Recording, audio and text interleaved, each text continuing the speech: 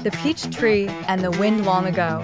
In a quiet valley where the river sang and fireflies danced, there stood a lone peach tree on a grassy hill.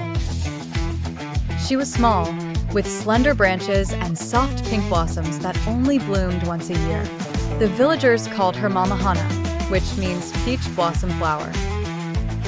Each spring, Momohana waited for someone to admire her flowers, but no one ever came. All the other trees were in the orchard below, surrounded by people picking fruit, tying wishes to branches, or simply resting in their shade. "Why are you way up here?" asked the plum tree.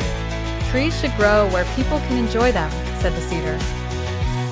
But Momohana remained on her hill alone, except for the wind. He came often, whistling through the valley, tumbling leaves, and carrying scents of plum and pine. But when he passed by Momohana, he always slowed down.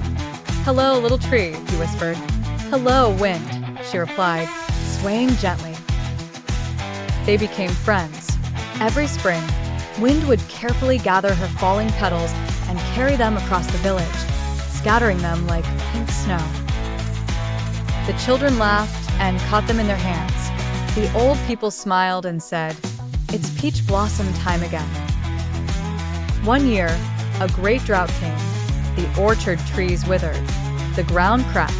The village had no fruit to harvest.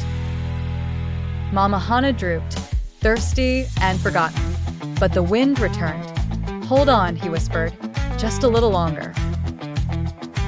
And he rose into the mountains, gathering rain clouds.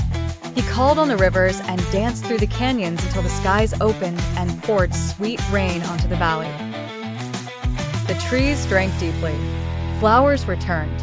And for the first time, the villagers climbed the hill and saw Momohana glowing with blossoms brighter than any before.